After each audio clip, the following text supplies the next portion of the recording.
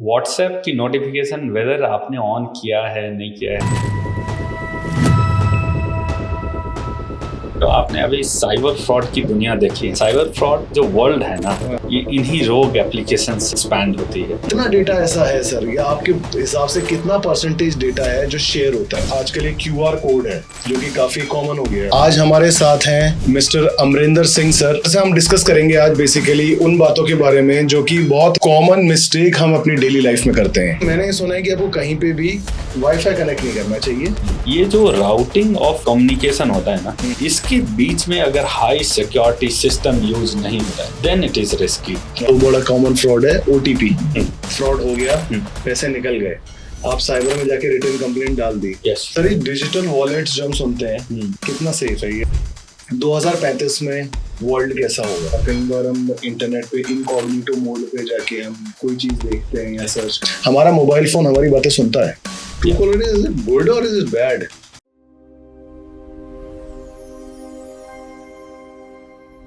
Hello नमस्कार, मेरा नाम गौरव तिवारी। बियॉन्ड टॉक्स के नए एपिसोड में आपका स्वागत है। आज हमारे साथ हैं mister Amarinder Singh sir. Sir एक AI and cyber security expert हैं। हम काफ़ी सारी चीज़ों के बारे में डिस्कस करेंगे सर से, जो कि आजकल बहुत ज़्यादा इंपॉर्टेंट भी है। सर का अगर मैं बात करूं, सर का एक्सपीरियंस है, सर एयर इंडिया में कंसल्टेंसी दे चुके हैं, ICICI, TCS, काफ़ी बड़े बड़े नाम हैं जहाँ पे कंसल्टेंसी सर ऑलरेडी दे चुके हैं और दे रहे हैं। सर से हम डिस्कस करेंगे आज बेसिकली उन बातों के बारे में जो कि बहुत कॉमन मिस्टेक हम अपनी डेली लाइफ में करते हैं, जिनको हम अवॉइड कर सकते हैं, और अवॉइड करने का तरीका हमें नहीं पता होता है कि किस तरह से उन चीज़ों को अवॉइड करना है, और अगर अवॉइड हम नहीं कर रहे हैं तो क्या क्या रेपरकशंस हो सकते हैं उन चीज़ों के। तो हर चीज़ के बारे में एक डिटेल बात करेंगे हम अमरिंदर सिंह जी से। सर बहुत स्वागत है आपका sir. Thank you so much, glad to be here. Sir सबसे पहले आप अपने बारे में बताइए। क्या एक एक्सपीरियंस है, तो हम बात कर रहे थे बैक स्टेज, काफी वास्ट है आपका एक्सपीरियंस, तो आप बताइए सर। साइड मैं एक कंप्यूटर साइंस ग्रेजुएट हूँ, मास्टर्स भी कंप्यूटर साइंस में हूँ। I completed my masters with BITS Pilani, and then फिर मैं लीगल स्पेस एक्सप्लोर करने के लिए मैंने लॉ की पढ़ाई भी की है। लेटेस्ट मैं ILI जो काफी प्रीमियर इंस्टीट्यूट है लॉ का, वहाँ से भी मैंने पढ़ाई की है। Beyond that I started working with some IT or IT-enabled company. Absolutely.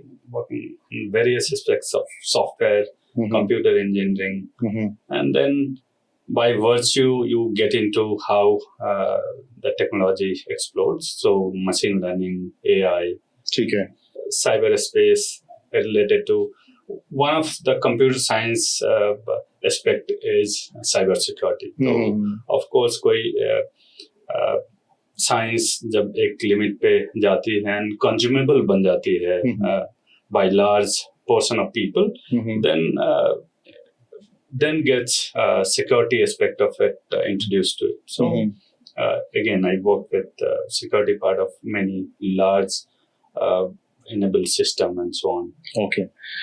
Sir जैसे आपने ये BITS पिलानी से आपने सॉफ्टवेयर इंजीनियरिंग अपनी फिनिश करी और उसके बाद आपने इस लाइन में आए, तो आपने कोई इस लाइन में मतलब साइबर सिक्योरिटी, AI तो खैर अभी स्टार्ट ही हुआ है, बट उस टाइम पे साइबर सिक्योरिटी और इन सब में रीजन क्या था आपका आने का? मतलब आपने पहले से प्रिपेयर थे, प्लान थे, या फिर मार्केट, क्योंकि उस टाइम पे बूम था जब आपने किया था, जबरदस्त बूम था उस टाइम पे। राइट। सो जब मैंने कंप्यूटर साइंस से रिलेटेड एस्पेक्ट्स पे काम करना शुरू किया, you know, that starts with writing some as a student. Yeah, as a student and just passed out, you know. Intern, and then beginning of 4-5 years, I would say that remains a learning phase again in the industry. So उस समय I start working on various aspects of softwares. The very first thing that I started working was a TV media company. I would not like to name it, but yeah, a very large conglomerate in India and worldwide. So and then हम लोग वहाँ पे छोटे छोटे software aspects लिखने लग गए, that TV, how the screens will run, how the advertisements, other portions of TV screen that you watch today, वो कैसा लगेगा, and all this, you know. And to control whole of those system, you enable everybody working there with some IT equipment and softwares. So, my introduction to security line was that started with email security, So, उस समय email communication was the new thing, and the prior. ये आप कब की बात कर रहे हैं? Nearly of 2002 and 3. अच्छा. Okay. So, and then in email security, फिर हमें बहुत सारी चीजें explore करनी पड़ी थी. So the email security world was not that vast. Not that vast, मतलब mature भी नहीं था. It was very very early stage of email security. Late 90s में तो मेरे ख्याल से इंटरनेट ही आया था. Yes. तो ये तो बहुत ही नई चीज होगी उस टाइम पे. तो फिर उसमें काफी सारे उसको स्पैम ईमेल बोलते हैं जब स्पैम भी स्पैम बोलते थे. Yes. स्पैम तभी शुरू हुआ था. And there is other business aspect of spamming itself.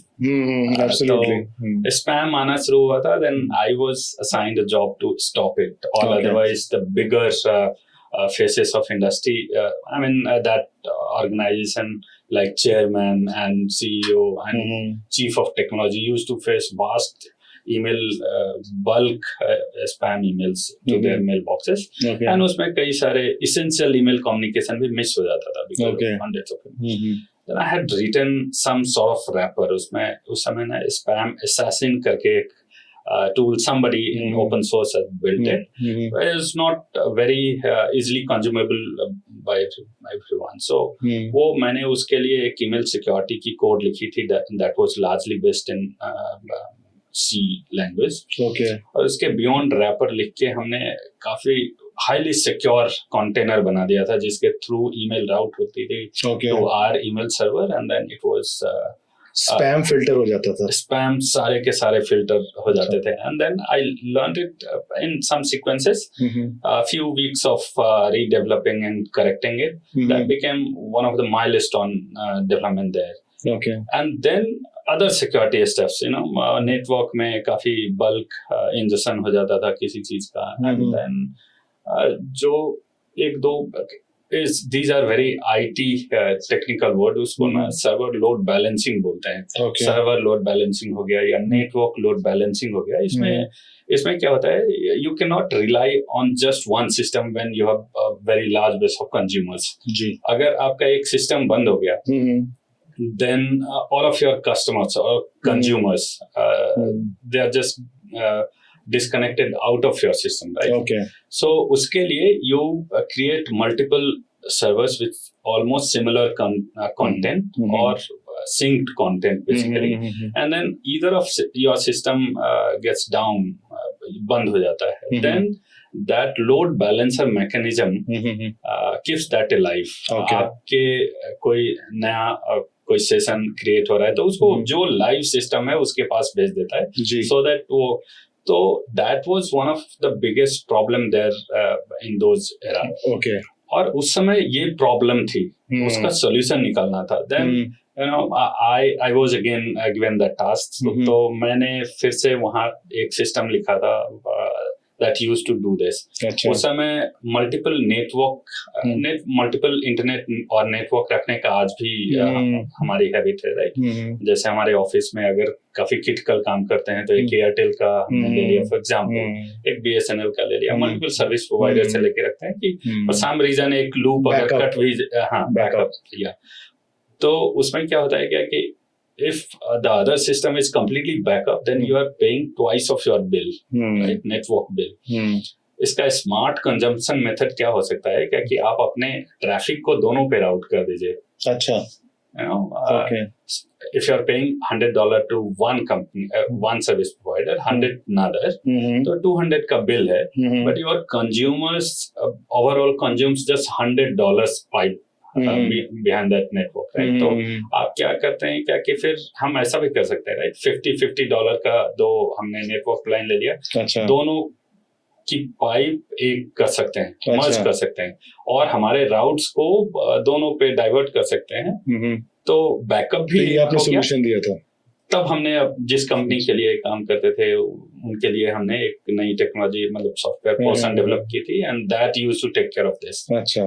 सो ये लोड बैलेंसर्स का होता है. तो ऐसे ही And then the third essential thing that I had developed there was internet के साथ you get plenty of spam, overload, non required content as well. जैसे बहुत सारे advertisements and bad contents है जो internet जाता है तो push कर सकता है आपके system पे. So I had again written a new wrapper around one of the open source, or rather I would say I had completely developed a whole system to do this content filtering. Okay. उस दुनिया में उस समय ये सब चीजें exist नहीं पूछने वाला था. उस समय ये exist नहीं करती थी. It was solely developed and then that was also a very highlighting profile job there. So उसके बाद and then I moved into a bigger consulting companies and all those. Okay. And then nearly after 4 or 5 years of all those development, I saw that those is one component started to become a business itself. वो खुद में एक business बन गया था. जैसे आज भी if you look for load balancers, there are companies which are only known for load balancers. Okay. Now. Okay. Content filtering company है कोई. अच्छा. तो कुछ कंपनीज ऐसी हो गई जैसे कंटेंट फिल्टरिंग की ही कंपनी बन गई. अच्छा. या उसी में बिजनेस है उनको. हाँ, अकेला बिजनेस है. those became a business because जितना कंज्यूमर बढ़ता है then by virtue of companies. Yes, very huge. Hundreds of $1 million, I would say $1 billion companies. तो वो सब एक एक कंपनी ऐसी बन गई थी दुनिया में. And then concentrated एक ही काम कर रही है. एक काम कर रही है. And that happens in technology. अगर कोई जैसे कोई व्हीकल की टायर बनाने की कंपनी, सही बात है, तो वो उसमें उनकी एक्सपर्टीज होती है. मतलब फेडरेट करते हैं उसको चारों तरफ. This is how things started. And then lastly I sir जो स्टार्ट किया हमने वो अच्छा खासा टेक्नोलॉजी में आप ले गए हमें. 4-5 मिनट अच्छा खासा टेक्नोलॉजी में ले गए. और अच्छा ये जानना भी बहुत जरूरी है कि हाउ थिंग्स स्टार्टेड. आपने कैसे स्टार्ट किया, आपका इंटरेस्ट कैसे बिल्ड हुआ. अब now coming back to the points which you discuss, those were relevant at that moment. आज के टाइम में चीजें दूसरी हैं. अब डेस्कटॉप लैपटॉप इतना यूजफुल या प्रॉब्लमेटिक नहीं है. अब आज के टाइम पे जो हम फोन रखते हैं दैट इज मोर. तो हम उसी के आसपास अपनी कॉन्वर्सेशन रखेंगे. और आप अपना आप कोई एग्जांपल देना चाहें, रिलेट करना चाहें, that's of course you can. Sir जो ये हम सुनते हैं और प्रॉब्लम हम सही भी होंगे या गलत होंगे, आई डोंट नो, ये आप ही बताएंगे. हमारा मोबाइल फोन हमारी बातें सुनता है. इसमें yes and no आंसर है. उसमें क्या है कि when you install one app, any app, and then उसमें आपसे परमिशन सीख करता है. every app आपसे परमिशन पूछता है कि मैं आपका लोकेशन एक्सेस करना चाहता हूँ, माइक एक्सेस करना चाहता हूँ और ये सब. उसमें भी तो ये आपने परमिट कर दिया उसको, बट वो पर्टिकुलर फीचर के लिए वो परमिशन लेता है, बट उसमें भी अब now you don't know the रोग सिस्टम्स. Yes, absolutely. इसमें भी सभी जगह है इसके प्रिविलेज को मिसयूज करने की पॉसिबिलिटी. इससे कैसे बच सकते हैं अगर हो रहा है तो? अगर हो रहा है, कुछ तो इंडिकेटर्स हैं. जैसे दोनों ही ऑपरेटिंग सिस्टम जो मेजर ऑपरेटिंग सिस्टम्स है, iOS एंड एंड्रॉइड, आपके अगर इन सब में से कोई भी डिवाइसेस यूज हो रहा है ना, इधर कैमरा और mic, then you get indication on top status bar of it. एक येलो कलर की बल्ब ब्लिंक हो जाती है या ग्रीन कलर की हो जाती है. सो यू नो कि कैमरा या माइक कोई चीज एक ऑन है. फॉर एग्जाम्पल अगर ऑरेंज कलर की है, that indicates this is mic is getting accessed. अच्छा. ग्रीन है, आपकी स्क्रीन बंद भी है, but if you see some green light on top of your say iPhone, then you must know that some application is accessing your camera. Okay. And your camera is on. और अगर orange है तो some application of your device is using mic right at that moment as well. अच्छा, मतलब phone बंद है, रखा हुआ है साइड में, आप उस सिचुएशन की बात कर रहा हूँ. So you may be aware of it. तो आप फिर माइक में जाके, सेटिंग्स में जाके you can disable mic and camera for certain application जो आपको लगता है कि इसके. तो मुझे कैसे पता लगेगा कि ये एप्लीकेशन यूज कर रही है? आप उस देन यू जब आपने देखा होगा क्या कि आप कॉर्नर से अगर राइट हैंड पे स्वाइप करते हैं, then you see multiple screens open, right, जितने भी आपने, तो उसमें से आपको देखना पड़ेगा एक एक बंद करके कि which one was using it, ठीक है, जैसे आप, तो ये इंस्टेंट होता है, जैसे मान लीजिए मैंने एक ऐप बंद किया, मैंने फोन अपना बंद करके रख दिया, तो अगर वो फोटो 5 मिनट्स अगो अगर वो मतलब मेरे एक्सेस कर रही होगी, तो अगर मैं उसको बंद कर दूंगा और मैं फोन को ऐसे रखूंगा तो तब इतनी देर में पता लग जाएगा कि वो कर रही है कि नहीं कर रही है? हाँ, या थोड़ा टाइम लगता है इस चीज? नहीं, एकदम इंस्टेंट। अच्छा, इंस्टेंट। जैसे ही स्क्रीन आप बंद करके डेस्कटॉप पे रखेंगे, you will see one of the light on, अगर वो इधर कैमरा और माइक ऑन है, अच्छा, तो either of these two light will be on there, okay, orange or green. Orange largely indicates microphone and then green for camera. Okay. तो आपको उस एप्लीकेशन को completely close करना है। अच्छा, and then आपके एक्सपीरियंस सर किस तरह की एप्लीकेशंस होती हैं ये, मतलब जो आपको लगता है, right, since you deal in all these things, in early evolution of ये handheld devices जब था, उस समय काफी रोग एप्लीकेशंस भी इन सब प्लेटफॉर्म्स पे डाल दिए जाते थे, लाइक ऐप स्टोर पे या फिर iOS के गूगल ये एप्पल स्टोर पे डाल दिया जाता था। But with time they also, I mean these large service providers, उनको भी ये पता चला कि ऐसा होता है, they also started scrutinizing everything that somebody wants to post on their platform. अच्छा, तो मैं, ये ऐप भी तो रोग ऐप भी, ये भी तो स्मार्ट हो गई होंगी। हाँ, बट वो उन सब के ना डील करने के मैकेनिज्म भी उतने ही मैच्योर होते चला गया, यू नो, वही मैं, देयर आर कंपनीज जो सॉफ्टवेयर के कोड स्कैन करती हैं, अच्छा, SaaS डैश उसको स्कैनिंग टूल्स बोलते हैं, दैट इटसेल्फ इज अ से $100 billion कंपनी जैसे काम करती है, अच्छा, तो वो आपने कोड में क्या लिखा है उसको स्कैन करके उसको पता होता है कि आप क्या पर्पस से यूज करने वाले हो, अच्छा, एंड देन जो ये प्लेटफॉर्म्स है लाइक एंड्रॉयड एंड iOS, तो इस पे आप जब एप्लीकेशन होस्ट करते हो कोई भी चीज पब्लिश करने से पहले मल्टीपल स्टेप्स, वो स्टूडियो में जाता है, उनके ऑटोमेटेड सिस्टम्स होते हैं जो स्कैन करते हैं, and then after certain time you get approval that yes your application published. तो ये sequentially ये mature हुआ है। I'll tell you the story of when Android was launched. It was launched by Google then on their first device called Nexus 1.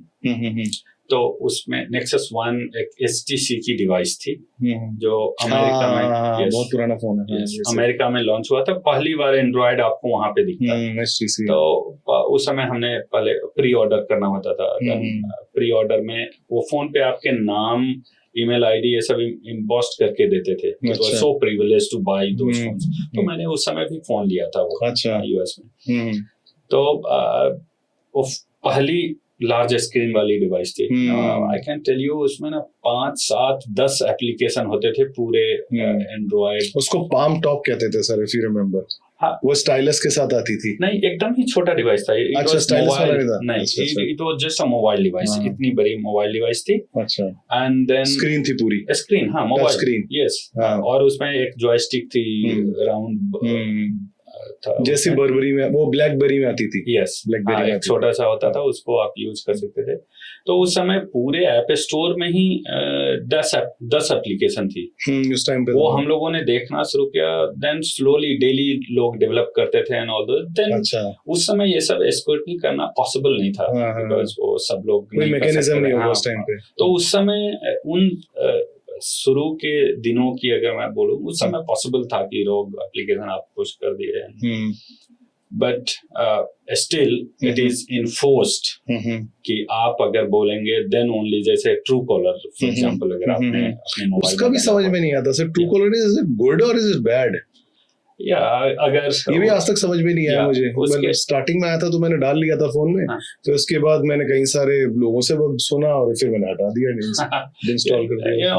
उसमें जो एक aspect है जो मैं आपको बता रहा था, that also ask for your permission to read your contacts. All otherwise that application won't be able to read any of your contact.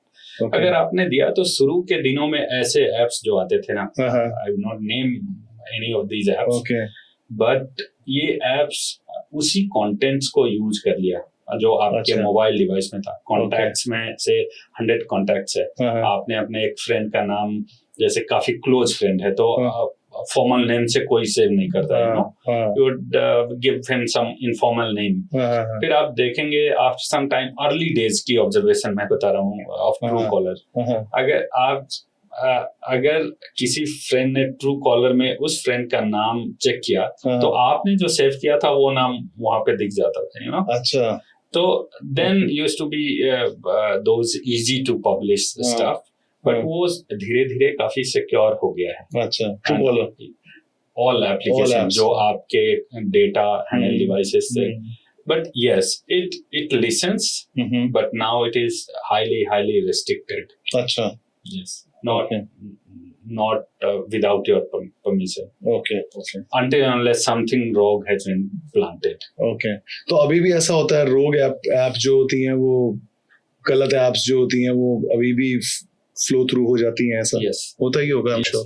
जो आपने अभी साइबर फ्रॉड की दुनिया देखी है रिसेंटली, साइबर फ्रॉड की जो वर्ल्ड है ना, ये इन्हीं रोग एप्लीकेशन से एक्सपैंड होती है।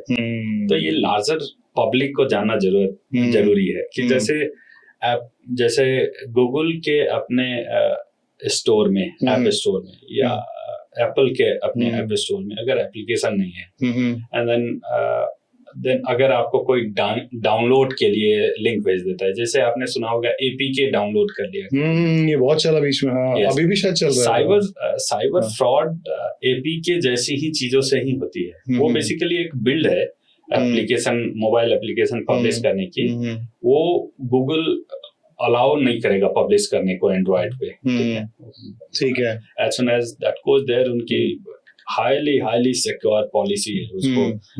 तो एपीके आपको व्हाट्सएप पे हमने भेज दिया और आपने डबल क्लिक किया और इंस्टॉल हो गया। उस पे कुछ भी परमिशन वो आपसे बिना पूछे ही सारे चीजें ले सकता है, राइट? अच्छा। और फाइल एक्सेस आपने दे दिया, वो उसने बटन दिया है, you by clicking on buttons, you know, right? So somebody can mask that button asking just for mic, they'll get other access as well. ये सब पॉसिबल है, यू नो, मास्किंग, किसी का नाम कुछ और रख दिया है। सो वैसे रोग एप्लीकेशंस के थ्रू साइबर फ्रॉड्स जो करते हैं, वो आपसे ओटीपी लेते हैं, या आपसे कोई डिटेल लेते हैं, कार्ड की डिटेल लेते हैं, और उसके बाद आपके अकाउंट मिसयूज करते हैं। Recently we have dealt with a few cases of cyber fraud. There are so many now. Yes, so many. Plenty. सही, एक्चुअली जो डेटा जो होता है, जैसे आजकल जैसे फेसबुक से खुद माना भी मार्क ज़करबर्ग ने, और काफी सारी कंपनीज ने खुद माना भी कि हम डेटा शेयर करते हैं, मतलब डेटा लीकिंग होती है। तो अब जैसा अब इतना बड़ा नाम कोई अगर ये बात मान लेगा, और ये ऐसे एक बार टिम कुक ने भी ये बात मानी थी कि हम अपने आईफोन को स्लो कर देते हैं जब हम नया लॉन्च करते हैं। तो these are two different thing, but हाँ, जब इतनी बड़ी कंपनीज जिनके पास हमारा मेजर डेटा है, अब अगर आप फेसबुक की बात करें तो all social media companies, almost all जो इंडिया में कार्य कर रही हैं मेजर कंपनी, वो सारी फेसबुक के अम्ब्रेला के अंदर ही आती हैं। तो अगर फेसबुक ये कह रहा है कि मैं डेटा लीक करते हैं, हम डेटा शेयर करते हैं ऑल दैट, तो सर फिर छोटी मोटी कंपनियों को तो आप क्या बोलेंगे उसके अंदर? तो कितना डेटा ऐसा है सर, या आपके हिसाब से कितना परसेंटेज डेटा है जो शेयर होता है, और किस तरह का डेटा शेयर होता है? राइट, एग्जैक्टली, यू नो, सो इसमें दो एस्पेक्ट बिल्ड हो गया है, यू नो। मेरी एक्टिविटी की जो डेटा होती है ना, इसको यूजली टेलीमेट्री बोलते हैं। तो आप को रिलेट कर सकते हैं, you come from same profession, आपकी पूरी हिस्ट्री उसी प्रोफेशन की है कि आप, how do you know that I will buy a property? आप मार्केटिंग का बिजनेस करते हैं, राइट? इधर डिजिटल, तो पहले से मेनली तो मार्केटिंग एंड सेल्स ही है, मार्केटिंग करते हैं, right? So you would want to know my psychology to sell something, right? Absolutely. वो कैसे आप समझेंगे? जैसे यहाँ से फॉर एग्जांपल अभी काफी तेज बारिश यहाँ दिल्ली में बहुत टाइम तक होने लगे, एंड रेगुलर फिनोमेना है। For example then you would know कि जो रेन प्रोटेक्शन की इक्विपमेंट्स जितनी है उसकी सेल सबसे ज्यादा होने वाली है। For that you want my telemetry, right? कि मैं क्या प्रेफर करता हूँ, मैं छाता लेता हूँ या जूता वैसा पहनता हूँ या रेनकोट लेता हूँ या मैं कार प्रेफर करता हूँ। सही बात है। हाँ। तो ये सब एक्टिविटीज टेलीमेट्रीज में आती है, मतलब देन फिर आप उसको कंज्यूम टेलीमेट्रीज एज इन सर जो एक्टिविटी डेटा होता है ना उसको टेलीमेट्री बेसिकली बोलते हैं, राइट? तो वो किस तरह की चीजें हम ऑनलाइन ढूंढते हैं या किस तरह की चीजें हम, right? So human activity data अगर आप मोबाइल में देखेंगे तो अब ये फिर आपने देखा क्या कि आपने मेरी एक्टिविटी या दिल्ली के एक पॉपुलेशन की से 1 मिलियन लोगों की पॉपुलेशन देखी and then you suggested your clients कि तुम यहाँ पे ये बेचो and they become successful business, right? So, and the main selling point was the user activity and behavior that you captured, right? Absolutely. Now you can get maximum of my behavior data from my handheld device. Absolutely. क्योंकि पहले आपको हमारे यहाँ कुछ device लगा के you had to collect my activity. अभी मैं कलेक्ट करके आपको दे रहा हूँ। सही बात है, खुद ही बना के दे रहा हूँ। ऐसे आप घड़ी पहन रहे हो, डिजिटल वॉच, अब फोन आपके पास है, आजकल रिंग आती है आपको पहन रहे हो, आप गाड़ी में बैठते हो, दैट इज डिजिटाइज्ड। वो गाड़ी आपके टेलीमेट्री डेटा भेजती है आपके कंपनी को, इफ यू क्योंकि सारी अब सॉफ्टवेयर ड्रिवन ही हो गई है राइट? सो आप गाड़ी कितनी फास्ट चलाते हो, आप गाड़ी में, और उसका कंज्यूमर कौन होता है पता है? आप किस तरीके से गाड़ी चलाते हैं, अच्छी चलाते हैं या रैश चलाते हो, आप एक्सीडेंट्स होते हैं, वो उस डेटा का कंज्यूमर कौन होगा? जो ऑटोमोबाइल का जो पार्ट बनाती होगी कंपनी, एक वो। अच्छा, दूसरा आप तो ये डेटा वहां जाता है? ये सोर्स करती है कंपनीज, बिगर ऑटोमोबाइल कंपनीज जिनकी गाड़ी आप खरीदते हो। अच्छा, उसके कंज्यूमर उसके पार्ट्स वाले को जाते हैं। जैसे आपने देखा होगा कि क्लच प्लेट बहुत जल्दी होती है विथ न्यू ड्राइवर्स। ये डेटा उनको देके मैच्योर बनाया जा सकता है। अच्छा, कि large portion of user behaviour कैसा है यहाँ पे रोड कंडीशंस के कारण, यू नो, कितनी % वैसी जनता है जो इस तरीके से गाड़ी चलाती है। तो ये सब टेलीमेट्री कलेक्ट्स हैं। इसका बिजनेस साइड अगर आप देखें तो अगर सेम डेटा मैंने आपकी कार इंश्योरेंस कंपनी को सेल कर दिया या शेयर कर दिया, मुझे लग रहा था वो भी कंज्यूमर होंगे वो। यस ऑफ कोर्स, है ना? फिर आपकी मेरी इंश्योरेंस, कार की इंश्योरेंस अगर $100 की है, आपकी $120 की हो जाएगी, which is very obvious behaviour in market. Okay, और आपको उससे ज्यादा ऑफर नहीं करेंगे वो। अच्छा, दे नो कि आप गाड़ी रैश चलाता हूँ, बहुत रैश चलाते हैं। अच्छा, सो ये जो टेलीमेट्री इनपुट्स जो होती है ना, उससे मतलब वो डेटा जाता है। ये सब जो फिशुडरी इनको बोलते हैं, जैसे जो डेटा कलेक्ट करते हैं, like YouTube, Google, Facebook, Twitter, कोई भी सोशल मीडिया प्लेटफॉर्म, या एंड्रॉयड का कुछ टेलीमेट्री होता होगा, ये iOS का कुछ होता है। तो इनके पास जब ये जाती है, they can share with their dependent customers, right? अगर मैं एक से फॉर एग्जांपल मैं बोला हूँ, मैं 300 GSM की शर्ट्स ढूंढता हूँ कॉटन की, राइट? एंड मेरे जैसे से फॉर एग्जांपल यहाँ पे कुछ मिलियन लोग उसी क्वालिटी के शर्ट्स ढूंढ रहे हैं, देन इसकी textile industry will become consumer, and Facebook के ऐसे कस्टमर्स बहुत हैं, राइट? उसके बिजनेस, मतलब फैशन डिजाइन बिजनेस जो होगा, उसके बहुत सारे सोर्सिंग एजेंसीज होंगी, उनके लिए वो डेटा हो जाएगी कि दिल्ली में पॉसिबिलिटी है कि 300 GSM और प्लस हायर क्वालिटी GSM के कॉटन के शर्ट बिकना चाहता है, मतलब लोग ढूंढते हैं, that can be sold out there. तो ये that becomes a consumption. तो मेटा जैसी कंपनी या कोई भी एग्रीगेटर्स कंपनी जो है, जैसे आप भी चूंकि सेम बैकग्राउंड से आते हैं, यू नो कि आपके पास 100 क्लाइंट्स है, to help them, if you have some intelligence or input, you talk to them, right? So that talk and conversation and guidance now gets formed out of data. Then sir, I have a question in this. Yeah. The things which you telling me कि जैसे अगर data मैं किसी के साथ share करूँ, 3GSM की shirt इतने लोगों को चाहिए ना, उधर ये सब डिजिटल मार्केटिंग के अंदर आता है। ये तो आप वो चीज है जो मेटा आपको एक सर्विस दे रहा है, ठीक है, वो ठीक है कि मेरे को अगर कोई प्रोडक्ट लॉन्च करना है या कोई सर्विस देनी है तो वो मुझे डेटा दे रहा है। अब एक डेटा वो होता है जो हमारा बिल्कुल ही personal, which we don't want to share, मतलब हमारा इंटेंट नहीं है कि वो शेयर हो, बट वो शेयर होता है। तो वो एथिकल अनएथिकल, जैसे ये तो ठीक है, ये तो मेटा का मेजर बिजनेस मॉडल यही है आज के टाइम पे, तो वो तो मैं समझ रहा हूँ क्योंकि हम भी उस चीज के अंदर काम करते हैं। बट ये जो पार्ट है ये थोड़ा सा ऐसा है कि जो अनएथिकल, जो मैं चाहता ही नहीं, जो आप भी नहीं चाहेंगे, और वो डेटा शेयर हो रहा है। Very right. इसका एक एस्पेक्ट आप देखिए, जैसे फार्मास्यूटिकल कंपनीज जब रिसर्च करती है ना किसी फार्मा प्रोडक्ट की, then it goes for testing, right? और टेस्टिंग बेड कौन लार्जली बनता है, ये आपने न्यूज में पढ़ा होगा। I not like to name anybody, और India becomes one of the testing bed for those company, and it has been, yes, it has been sequenced since many decades, right?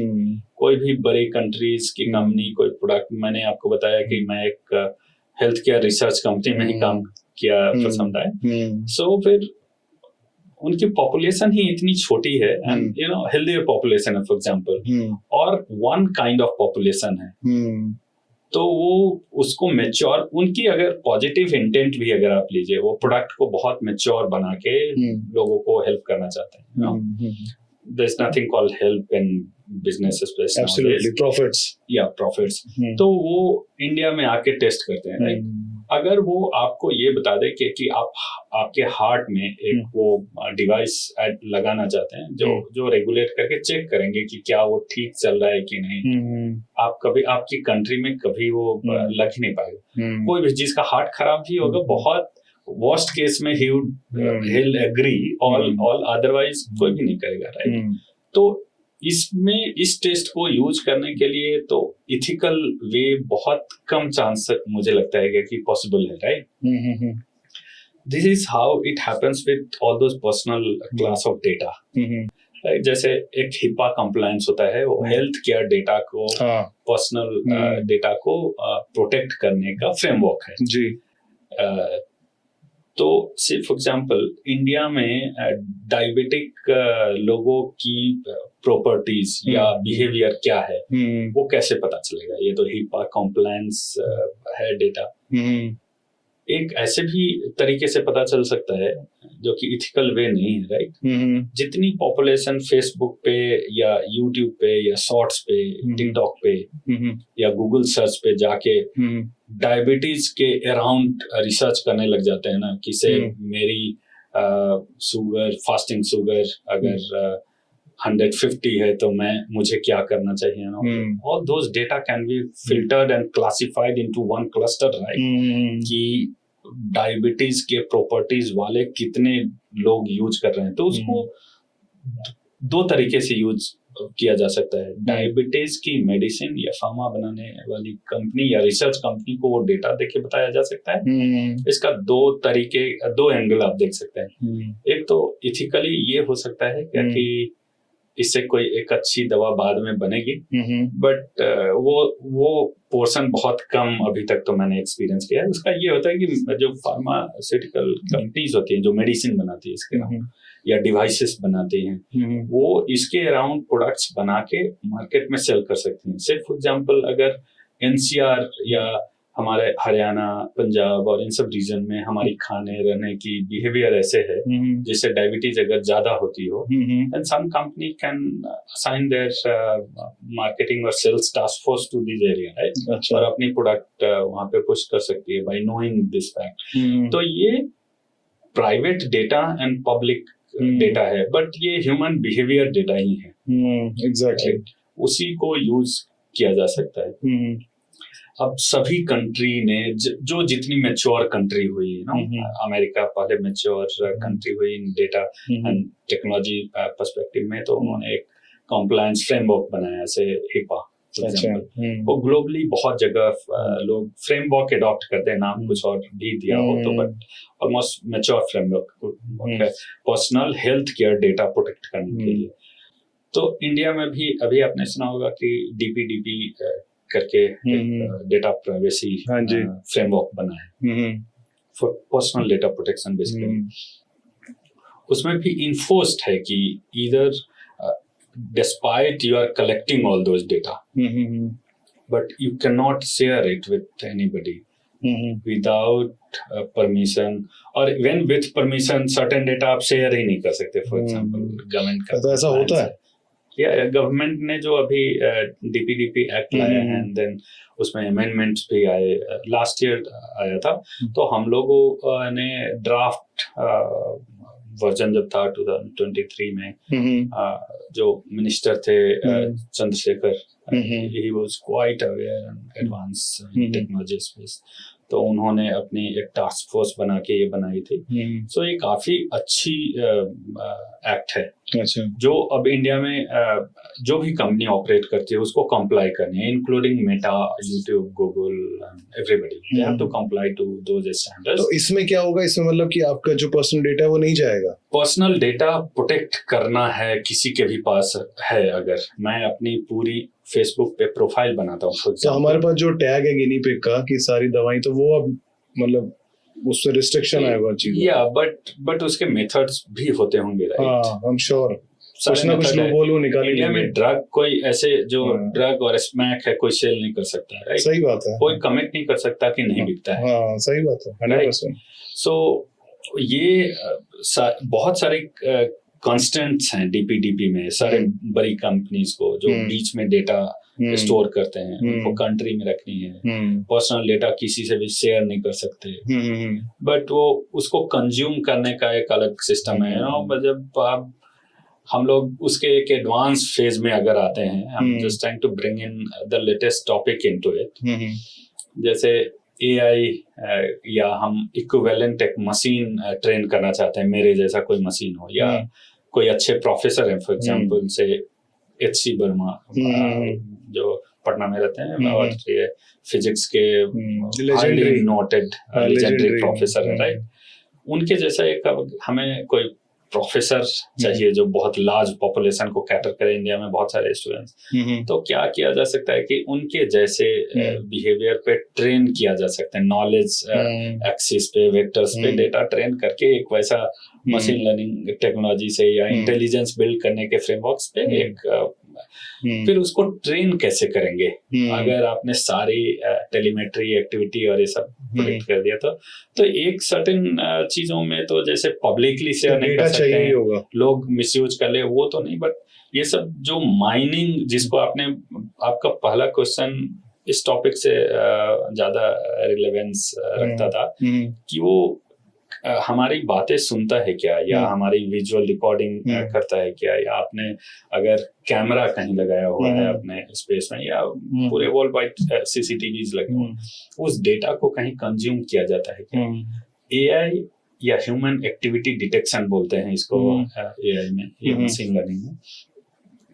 ऐसे data पे ही train करके वो उनको पता चल सकता है कि इंडिया में जैसे एक सर्टेन क्लस्टर के लोग हैं, जैसे स्ट्रीट पे जो गाड़ी चलाते हैं ड्राइवर्स, वो कैसे हैं, कैसे बिहेवियरल ट्रेनिंग उसको बोलते हैं, वो ट्रेन उसी डेटा से कर सकते हैं, राइट? तो इसका दो एस्पेक्ट है, एक प्राइवेसी है सर्टेन जो पब्लिकली नहीं एक्सपोज कर सकते हैं। उस डेटा को अगर आप फ्यूचर कन्वीनियंस के लिए टेक्नोलॉजी पे को ट्रेन करने के लिए यूज कर सकते हैं, तो वो legal and right way of using those data भी है।